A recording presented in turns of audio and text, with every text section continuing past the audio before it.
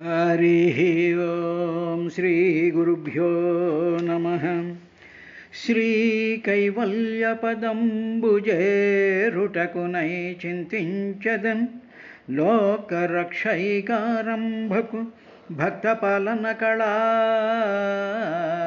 संरम्भकुन् दानवोद्रेकस्तम्भकु केळीलोल विलसदृग्जाल संभूत नाना कंजात भवांड कुंभकु महानंदांगना डिंभकुन् నిన్ను చింతింపుచున్ పాడుచున్ పొగడుచున్ నీ దివ్య చారిత్రముల్ వినుచున్ చూతురుగాక లోకులు ఇతరాన్వేషంబులంజూతురే ఘన దుర్జన్మ పరంపరాహరణ దక్షంబై మహాయోగి వాగ్వినుతంబైన భవత్పదాబ్జయుగమున్ విశ్వేశ విశ్వంభర శ్రీకృష్ణాయదుభూషణ నరసఖా శృంగారరత్నాకర లోకద్రోహి నరేంద్ర వంశదహనా లోకేశ్వర దేవతానీక బ్రాహ్మణ గోగణార్తిహరణ నిర్వాణ సంధాయక నీకున్మృఖ్యదృంపవే భవలతల్ నిత్యానుకంపానిధే నీ పద్యావళులాలకించు చెవులున్ నిన్నాడు వాక్యంబులున్ నీ పేరంబనిసేయు హస్తయుగమున్ నీ మూర్తిపై చూపులున్ నీ పాదంబుల పొంత మృక్కుశిరముల్ నీ సేవపై చిత్తముల్ నీపై బుద్ధులు మాకు నిమ్ము కరుణన్ నీరేజపత్రేక్షణ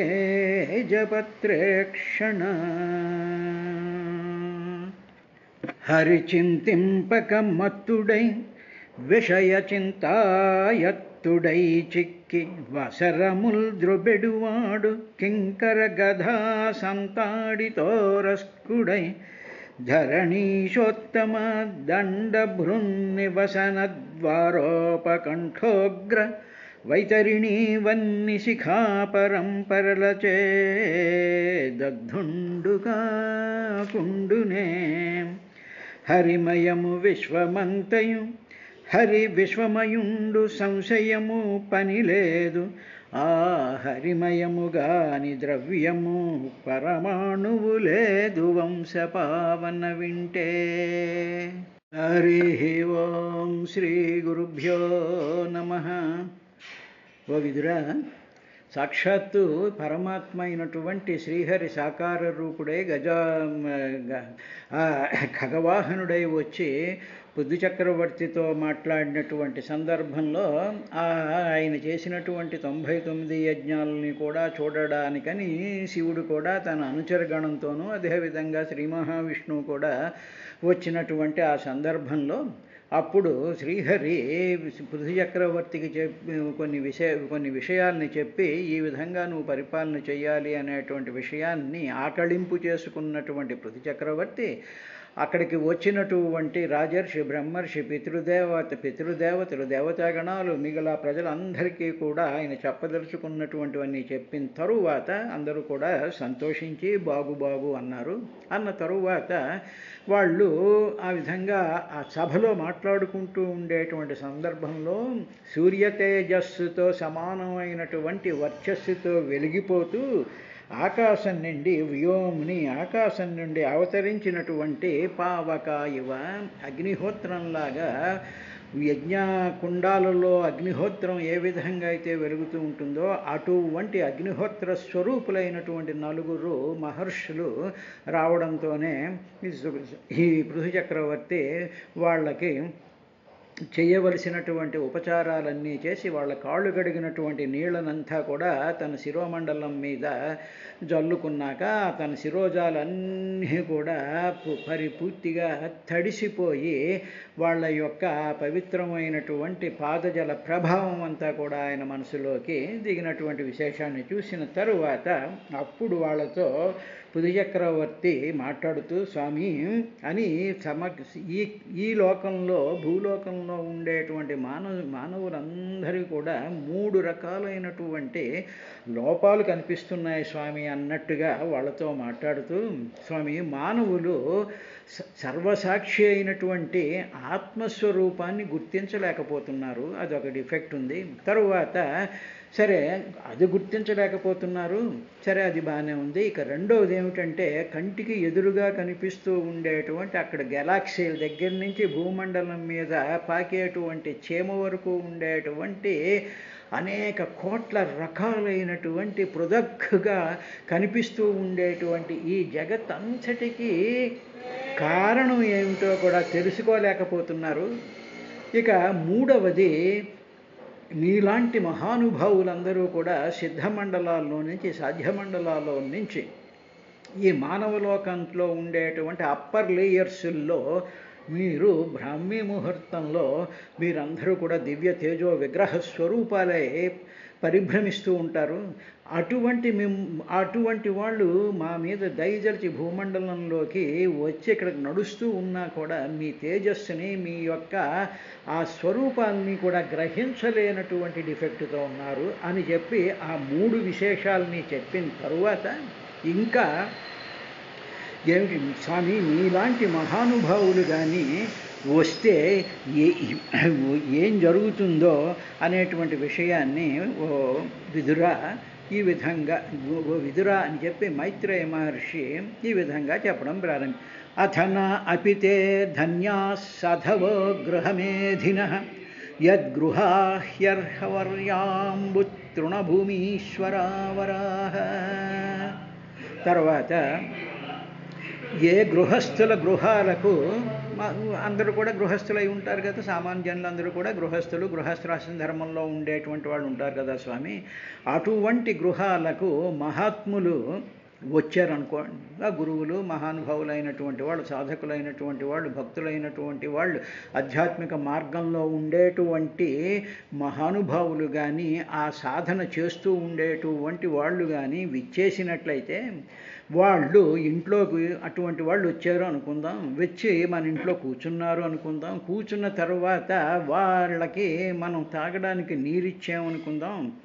తరువాత అలాగా వచ్చినటువంటి వాళ్ళని పూజించి వాళ్ళకి ఏదో కాఫీయో టిఫినో లేకపోతే ఏదో నీళ్ళు ఇచ్చి అర్ఘ్యపాద్యాలు ఇచ్చి పూజ చేసి వాళ్ళకి ఉచితాసనం కూర్చోబెట్టి వాళ్ళు నమస్కారం చేసి వాళ్ళ నుంచి ఏదైనా విశేషాలు తెలుసుకోవాలి అనేటువంటి విశేషంతో ఉండేటువంటి గృహస్థులు ఉన్నారనుకో, ఆ గృహస్థులకి సేవ చేసేటువంటి సేవకులు కూడా వాళ్ళని చూసి వాళ్ళు కూడా అన్ని సంభారాలు గృహస్థుడికి అందిస్తే గృహస్థుడు పూజ చేస్తూ ఉంటాడు. ఆ విధంగా గృహంలో ఉండేటువంటి సభ్యులు ఆ తర్వాత వాళ్ళ సేవకులు కూడా ఆ సాధు పురుషులకి కానీ గౌరవం చేసి మర్యాద చేసి సత్కారం చేసినట్లయితే స్వామి అటువంటి ఆ గృహస్థులు ఉన్నారే వాళ్ళు ధన సంపదలు లేని వాళ్ళైనా వాళ్ళు నిర్ధనులైనా వాళ్ళకి ఏదో పొట్టకూటి కోసం ఏదో ఉద్యోగం చేసుకుంటూ కాలం గడిపేటువంటి వాళ్ళైనా సరే వాళ్ళు స్వామి ఇటువంటి మహాత్ముల్ని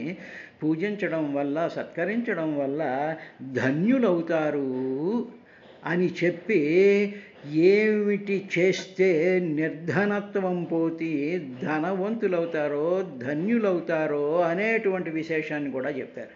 అందువల్ల ఇక్కడ 2 విశేషాలు. మామూలుగా శాస్త్రంలో ఏం చెప్తూ ఉంటారంటే ఏదో లక్ష్మీ వ్రతం చేయండి, లేకపోతే ఈ గ్రహానికి చేయండి, ఆ గ్రహానికి చేయండి, ఈ ఆర్థిక ఇబ్బందులు పోగొట్టుకోవాలంటే ఇలా చేయాలి అలా చేయాలని రకరకాలైనటువంటి ప్రాసెస్ అన్నీ కూడా శాస్త్రాల్లో ఉన్నాయి, అవి చేస్తూ ఉంటారు. ఇన్ అడిషన్ టు దాట్ చెప్పినటువంటిది ఏమిటంటే ఇటువంటి మహాత్ములు కానీ వచ్చినట్లయితే వాళ్ళ యొక్క పాదపూజ చేసినట్లయితే వాళ్ళని సత్కరించినట్లయితే నిర్ధనులు కూడా ధనవంతులవుతారు అనేటువంటి ఒక ఆస్పెక్ట్ ఒకటి తయారైంది. అందువల్ల ఏమండి ఇప్పుడు అటువంటి మహానుభావుల్ని ముందే చెప్పాడు కదా ఆయన, స్వామి మీలాంటి మహానుభావులు తిరుగుతున్నా కూడా గుర్తించలేనటువంటి లోపం ఉంది కదా అన్నారు కదా. మరి మరి మా సాధారణమైనటువంటి మానవులు ఎలా గుర్తించగలము అనేటువంటి అనుమానం వచ్చిందనుకోండి. అయిందంటే ఉదాహరణకి ఏ భగవాన్ రమణ మహర్షో, శ్రీరామకృష్ణ పరమహంసో, పరమాచార్యులు వారో, మరొకరో మహాభక్తుల యొక్క ఫోటోలో చిన్న చిన్న బొమ్మలో అటువంటివి ఏమైనా ఉన్నాయనుకోండి. ఉన్నప్పుడు ఏం చేస్తామంటే వాళ్ళకి ఏదో కాస్త పూజ చేసో, ఇంత పాదాలు కడిగో, లేకపోతే వాళ్ళని గౌరవిస్తున్నట్టుగో, వాళ్ళకి ఏదో నైవేద్యం పెడుతున్నట్టుగో భావన చేసామనుకోండి. చేస్తే అప్పుడు ఏమవుతుంది, వాళ్ళు మహానుభావులు వచ్చినట్టే. వాళ్ళు బొమ్మల్లా ఉన్నా, పటాలులా ఉన్నా, వాళ్ళలో ఆ తేజం అనేటువంటిది మన గృహంలోకి వస్తుంది. అందువల్లే మన ఇళ్లల్లో పెట్టుకోవాల్సినటువంటి ఏంటంటే పూలగుత్తులు, తర్వాత రకరకాలైనటువంటి డిజైన్స్తో ఉండేటువంటివి పెట్టుకోండి, బాగోలేదు, తప్పేం లేదు. కానీ దానితో పాటు మహానుభావుల యొక్క చిత్రపటాలు, మహానుభావుల యొక్క విగ్రహాలు, చిన్న చిన్న బొమ్మలు, విగ్రహం అనే బదులు బొమ్మలు అనుకుందాం, అటువంటి బొమ్మలు పెట్టుకుని వాళ్ళకి ఆ పాదాల దగ్గర ఓ పువ్వో ఓ పండో ఏదో పెట్టి ఇవన్నీ చేసినట్లయితే అటువంటి వాళ్ళు మన గృహానికి విచ్చేసినట్టే అవుతుంది, మన ఇంట్లో కూర్చున్నట్టే అవుతుంది, మనం ఇచ్చినటువంటి అర్ఘ్యపాద్యాదులు స్వీకరించినట్టే అవుతుంది అనేటువంటి విశేషాన్నే చెప్తూ, సాధవ సాధుపురుషులైనటువంటి తే ఆ గృహమేధిన ఆ గృహస్థులు ఉన్నారే, అథనాపి అధన అంటే ధనం లేనటువంటి వాళ్ళు, అపి నిర్ధనులైన ధన్యాహ ధనులైపోతారు. ఎక్కడంటే యద్గృహాహ ఎక్కడవుతారు వాళ్ళు, ఎవరు అంటే యద్గృహాహ ఎవరి ఇళ్ళకైతే అర్హవర్య అంబు తృణభూమి ఈశ్వర అవరాహ అంటే ఏమిటన్నమాట, ఆ ఇంట్లోకి వస్తున్నప్పుడు అటువంటి మహానుభావులు ఉన్నప్పుడు అర్హవర్య అంటే స్వీకరించడానికి అర్హత కలిగినటువంటి అటువంటి మహానుభావులు కానీ ఎవరి ఇంట్లోకి వస్తారో అప్పుడు వాళ్ళు స్వీకరించేటువంటి నీరు, తృణం, తరువాత అక్కడ ఉండేటువంటి భూమి, ఆ ఇల్లు, తరువాత సేవకులు, ఈశ్వర అవరాహ వాళ్ళందరూ కూడా అంటే ఆ ఇల్లు పావనమవుతుంది, అక్కడ ఉండేటువంటి మొక్కలు కానీ, గడ్డి కానీ, మరొకటి కానీ పావనమైపోతూ ఉంటాయి, అక్కడ వాళ్ళ ఇంట్లో ఉండేటువంటి నీరు పావనమవుతుంది. తరువాత ఇవన్నీ కూడా ధన్యులవుతారు. అంటే ఏమిటి, both living and non living అనేటువంటివి ఉంటాయి కదా ఇళ్లలో, అవి కూడా పవిత్రం అవుతాయి వాళ్ళ యొక్క తేజస్సు వల్ల అనేటువంటి విశేషాన్ని చెప్తూ, అంబు తృణభూమి ఈశ్వర అవరాహ మహాత్ములు స్వీకరించదగినటువంటి నీరు కానీ, వాళ్ళకి ఇచ్చేటువంటి పదార్థం కానీ, ఆ స్థానం కానీ, గృహ యజమాని, ఆ సేవకులు అందరూ కూడా ధన్యులవుతారయ్యా అని పృథు చక్రవర్తి మహాత్ములైనటువంటి సనక సనందాదులతో ఆ మాట అన్న తర్వాత ఇంకా ఏమన్నారు అంటే, వ్యాలాలయద్రుమా వైతే అప్యరిక్తాఖిల సంపద యద్గృహాస్తీర్థపదీయ పదతీర్థ వివర్జిత. స్వామి శ్రీహరి యొక్క పాదం నుంచి గంగ పుట్టింది కదా, అట్టి అటువంటి శ్రీహరి యొక్క పాదాలని ధ్యానించినటువంటి మహాభక్తులైనటువంటి వాళ్ళ యొక్క పాదాలను ఏ గృహాలలో అయితే ఆ గృహ యజమానులు కడగరో, సత్కరించరో, వాళ్ళని ఇగ్నోర్ చేస్తారో, అసలు వాళ్ళ గురించి పట్టించుకోరో, అటువంటి గృహస్థులకి మహాధన సంపదలు ఉండొచ్చు, కబ్జాలతో ఎన్నైనా ఆక్రమించేసేసేసినటువంటి వాళ్ళు అయి ఉండొచ్చు, ఎంతెంతో ధనాన్ని సంపాదించిన వాళ్ళు ఉండొచ్చు, వాళ్ళు బేసికల్గా ధనవంతులై కూడా ఉండొచ్చు. కానీ వాళ్ళ కొంపల్లోకి ఎప్పుడైతే ఇటువంటి మహాత్ములు కానీ, ఆ మహాత్ముల యొక్క ఫోటోలు కానీ, మహాత్ముల యొక్క ఆ ఆగమనం విశేషాలు కానీ లేనట్లయితే అటువంటి సంపదలు కలిగినటువంటి ఇళ్ళన్నీ కూడా పాములకు నెలవులైనటువంటి చెట్లు లాంటివే. కొన్ని చెట్లలో పాములు చుట్టుకుని ఉంటాయి చూసారా, ఆ విధంగా వాళ్ళు ఎంత ధనవంతులు అవనివ్వండి, అటువంటి వాళ్ళ ఇళ్లల్లోకి ఇటువంటి మహాత్ముల యొక్క పాదధూళి కానీ లేకపోయినట్టయితే, వాళ్ళకి సత్కారం జరగపోయినట్లయితే, వాళ్ళని తలుచుకోనట్లయితే ఆ ఇళ్ళు ఎంత అందంగా ఉండని, వాళ్ళు ఎన్ని కోట్ల రూపాయలు ఉండని, అవి పాములకు వ్యాలాలయ ద్రుమాహ వ్యాలాల ఆలయం, వ్యాలం అంటే పాము, ఆలయం అంటే పాములు ఉండేటువంటి ద్రుమాహ చెట్ల లాంటివి వాళ్ళ యొక్క ఇళ్ళన్నీ కూడాను. ఎవరంటే యద్గృహాః ఎవరిళ్లల్లో అయితే తీర్థపాదీయ పాద తీర్థ వివర్జితాః. తీర్థపాదీయులు అంటే ఏమిటి? వాళ్ళ పాదాలే తీర్థ సమానమైనటువంటి మహాత్ముల యందు అటువంటి మహాత్ముల యొక్క పాదాలను కడగనటువంటి తీర్థ వివర్జిత. ఆ ఇంట్లో అటువంటి పాదాలు కడిగేటువంటి పోకళ్ళు లేవనుకోండి, అటువంటి ఇళ్లలో మహాత్ములు రారనుకోండి, వాళ్ళ కాళ్ళు కడగలేదనుకోండి, వాళ్ళకి సత్కారం జరగలేదనుకోండి, అటువంటి వాళ్ళ ఇళ్లల్లో ఆ గృహాలు నిశ్చయంగా it is a definite fact. ఏమిటా ఫ్యాక్ట్ అంటే అరిక్త అఖలి సంపద అనేక రకాలైనటువంటి సంపదలు కూడా ఉన్నా సరే ఆ ఇళ్లల్లో ఇటువంటి మహానుభావుల యొక్క పాద సంస్పర్శ లేనటువంటి ఆ ఇళ్ళు వ్యాల ఆలయద్రుమాహ పాములతో నిండినటువంటి చెట్లు కలిగినటువంటి ఇళ్ళు సుమా. భయంకరమైనటువంటి విషపూరితమైనటువంటి చెట్లతో కూడుకుని ఉండేటువంటివి ఇళ్ళు మాత్రం బ్రహ్మాండంగా ఉంటాయి. మంచి పెయింటింగ్స్ ఉంటాయి, షాండ్లియర్స్ ఉంటాయి, అవి ఉంటాయి, ఇవి ఉంటాయి, ఒకటి కాదు. కానీ అక్కడ లోపలికి వెళ్ళేటప్పటికీ ఒక భయంకరమైనటువంటి పాములు ఆ ఇంటి నిండా చెట్లలో నిండిపోయినటువంటి పాములు లాంటి గృహాల కింద ఉంటాయి. అంటే దీని అర్థం ఏమిటన్నమాట? మనం ఎంతగా ఇంటిని గొప్పగా అలంకరించుకున్నాం అనుకున్నా మన కనీసం మనసులో అటువంటి మహానుభావుల యొక్క పాదాలను కడిగామని భావన చేసినా కూడా చాలు. ఎందుకంటే అటువంటి మహానుభావులు మన ఇళ్ళకి రావడానికి అవకాశం లేకపోవచ్చు, మనకు అంత అదృష్టం లేకపోవచ్చు. కానీ ఈ శ్లోకం విన్న తర్వాత, భాగవతంలో ఇది చదివిన తరువాత మహానుభావులు మన ఫోటోలు ఉన్నాయి, చూస్తూ ఉన్నాం, వాళ్ళ చరిత్రలు చదువుతున్నాం, అటువంటి భక్తుల యొక్క ఇవి కూడా మనకి మనసులో ఉన్నాయి. కాబట్టి ఏకాంతంగా ఒక చోట మూల కూర్చుని ఒక్కసారి స్వామి మీరు మా ఇంటికి వచ్చినట్టు నేను భావన చేస్తున్నాను, ఇంకో సోఫా ఎదురుగా ఈ కుర్చీలో మిమ్మల్ని కూర్చోబెట్టాను, మీ కాళ్ళు కడుగుతున్నాను, ఆ నీరు నేను తల మీద జల్లుకుంటున్నాను అని మానసికంగా కూడా అటువంటి మహానుభావుల్ని పూజ చేయొచ్చు. అంటే ఏమిటన్నమాట? ఇప్పుడు భగవంతుడు మనకు కనిపించడు కాబట్టి భగవంతుడి యొక్క సాధనలో పరిప్లుతమైనటువంటి వాళ్ళు, తపోసంపన్నులైనటువంటి వాళ్ళు, మహానుభావులు ఈ జనులను ఉద్ధరించడం కోసం భూమండలంలో తిరుగుతూ ఉంటారు. కాబట్టి అటువంటి వాళ్ళు సేవ చేసుకున్నట్టయితే భగవంతుడికి కూడా సేవ చేసినట్టే అవుతుంది అని చెప్పిన తరువాత ఇంకా ఆయన పెట్టాడు కదా ప్రాబ్లం, స్వామి మిమ్మల్ని గుర్తించలేకపోతున్నాం అనేటువంటి విషయం దగ్గరికి మళ్ళీ వస్తూ, కచ్చిన్న కుశలం నాథా ఇంద్రియార్థార్థవేదినాం వ్యసనావాప్తయతస్మిన్ పతితానాం స్వకర్మభిః. స్వామి ఇప్పుడు మేము ఇంకొక డిఫెక్ట్ మాలో ఉండేటువంటిది ఒకటి చెప్తాను స్వామి. ఇంద్రియాలకు విషయాలైనటువంటి శబ్దాదులే పురుషార్థాలని మేము భావిస్తూ ఉన్నాం స్వామి. మాకేమో 5 ఇంద్రియాలు ఉన్నాయి కదా, ఈ ఇంద్రియాలకి ఎదురుగా ప్రపంచం కనిపిస్తుంది కదా, ఈ కనిపించేటువంటి ప్రపంచంలో ఉండేటువంటి వస్తువులని, వ్యక్తులని, వీటిని కూడా విషయములు అంటారు. అంటే ఇప్పుడు కన్ను ఉందనుకోండి, కన్నుకి విషయం ఏమిటంటే ఎదురుగా కనిపించేటువంటి చెట్టు, బిల్డింగు, కారు, మనుషులు, కుక్కలు, ఇవన్నీ విషయాలు దేనికి? కన్నుకి. అదేవిధంగా శబ్దాలు, ఏదో పాటలని, ఇంకోటని, శబ్దాలని, అవన్నీ ఇవన్నీ విషయములు. ఎవరికి?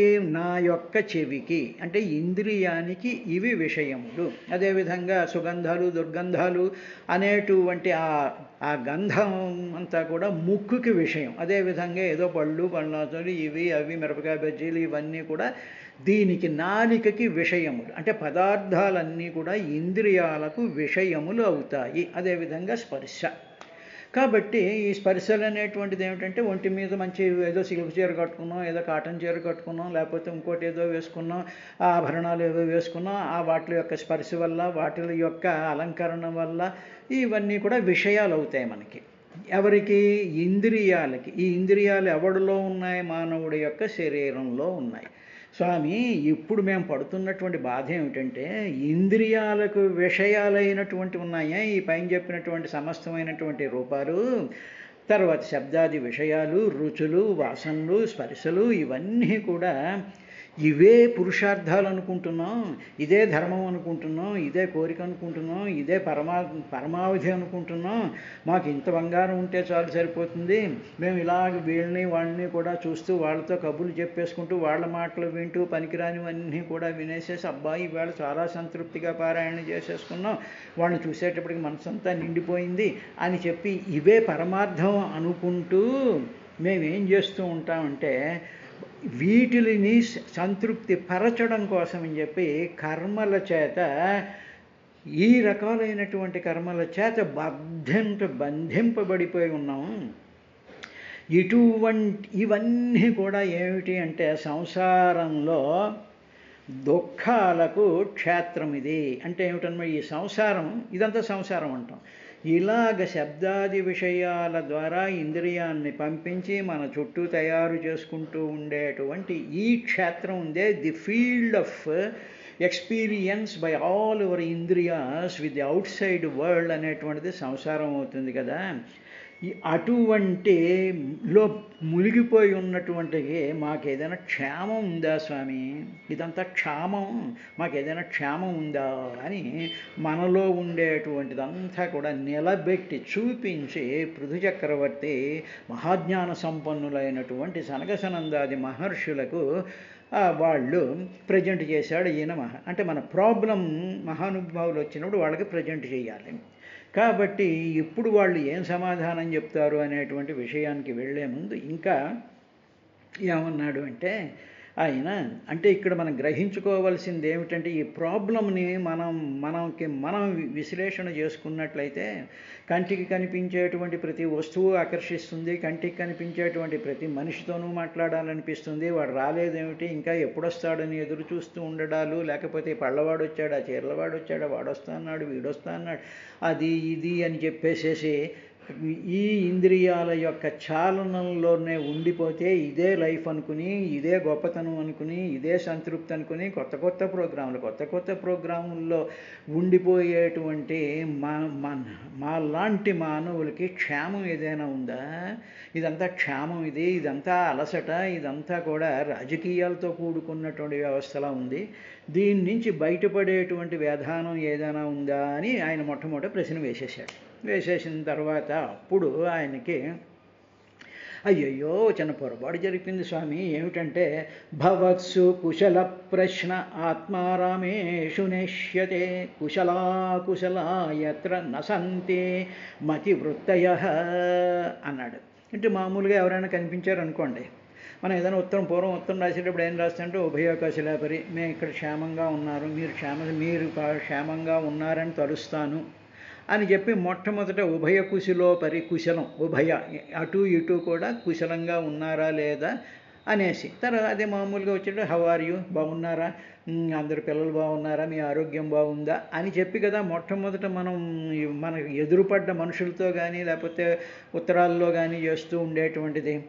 ఇప్పుడు సడన్గా పృథు చక్రవర్తి ఈ ప్రాబ్లమ్స్ అన్నీ పెట్టించేసిన తర్వాత ఆయన ఏమన్నాడంటే, స్వామి ఆత్మ ఆరామేషు, నిరంతరము కూడా ఆత్మానందాన్ని అనుభవించేటువంటి భవత్సు మీ విషయంలో కుశల ప్రశ్నలు నా ఇష్యతే యుక్తం కాదు.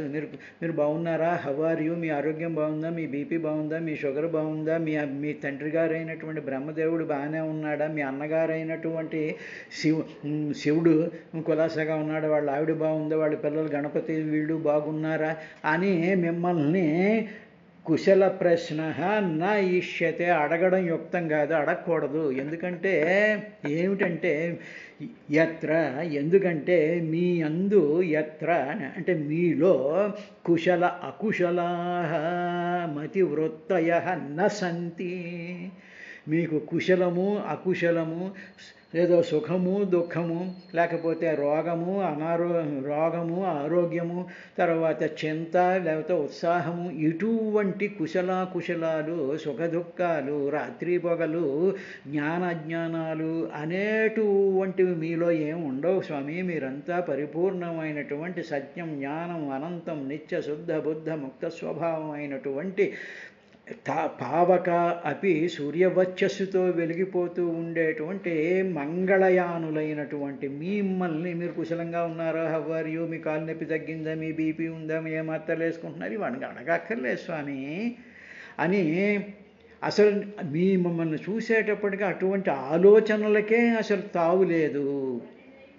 అందువల్ల కానీ మనం మిగతా మనుషులను చూసేటప్పటికి మనం ఏమంటుందంటే ఏదో పార్కులో వాకింగ్ అని వస్తుంటాడు, వచ్చేటప్పటికి వాడు అడుగుతుంటాడు అనమాట, ఏమండి మీ బీపీ వెళ్ళారా, మాత్ర వేసుకున్నారా, నిన్నేదో హాస్పిటల్కి వెళ్తా అన్నారు వెళ్ళారా, మీ మొహం మండ హాయిగా పొద్దున్న విషోదయం జరుగుతూ ఉన్నప్పుడు ఏ ఆదిత్య హృదయమో లేకపోతే ఏ భగవన్నామో చేసుకుంటూ వెళ్లకుండా నువ్వు ఆరోగ్యంగా ఉన్నావు, నీ కాలు నొప్పి తగ్గిందా, నీ షుగర్ ఈవేళ ఎంత ఉంది, నిన్న ఎంత ఉంది, ఆ రాజకీయ నాయకుడు ఏం చేశాడు, ఈ సోదంతా వినిపిస్తూ ఉంటుంది వాకింగ్కి వెళ్తూ ఉండేటప్పుడు పార్కుల్లో. కాబట్టి ఈ చెత్త అంతా మామూలుగా పరమ దరిద్రంగా ఉండేటువంటి మానవులను చూసి అడిగేటువంటి ప్రశ్నలు. స్వామి మీరు భవత్సు కుశల ప్రశ్న ఆత్మారామేషు నేష్యతే నయిష్యతే, మిమ్మల్ని అడగడం యుక్తం కాదు స్వామి, ఎందుకంటే కుశల యత్ర నసంతి, మీకు అటువంటి మనోవృత్తులేమీ లేనటువంటి పరమజ్ఞాన స్వరూపులు కాదా స్వామి